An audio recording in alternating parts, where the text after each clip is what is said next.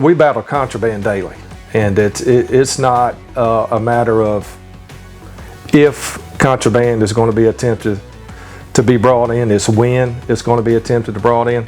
Contraband management in our facilities is very disruptive from the standpoint that we have to stop what we're doing, address the contraband issue. That impacts programming, it impacts feeding chow, it impacts medical appointments.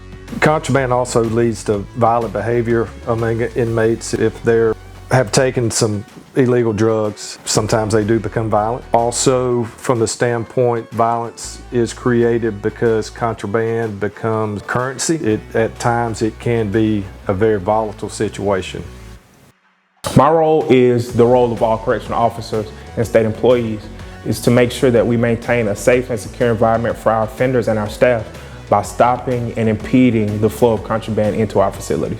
Offenders typically hide contraband in places they don't expect us to look.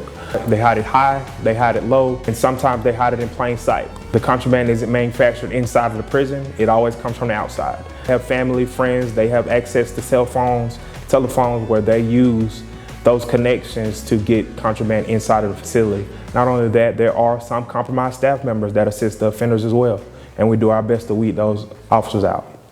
Not only does contraband affect officers, but it affects visitors, it affects counselors, it affects medical staff, it affects education staff, it affects everybody that comes inside of the institution. With that being said, if you see something, say something. If it's everybody's job that's inside of this institution to make sure these offenders don't have that illegal contraband.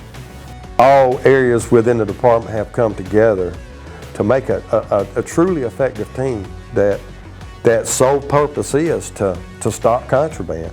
And it's become second nature to so many of us. Having RT, having TAC, we have investigators, we have OPS involvement. On a routine basis, we'll be looking at the footage. For us, it's about using all your senses. It's about what you hear, what kind of intel you get. It's about what you see. It's having staff respond, and that all of these are clues and all of these are things, and there's potential that there's going to be contraband.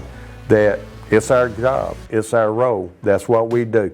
They work to get it in, we work tremendously hard to make it stop.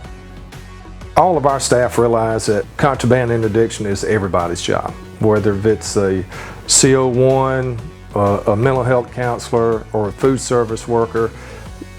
They know when they hear of information or they see something that it's their obligation to report that. So all of our staff are dedicated and committed to stopping the flow of illegal contraband.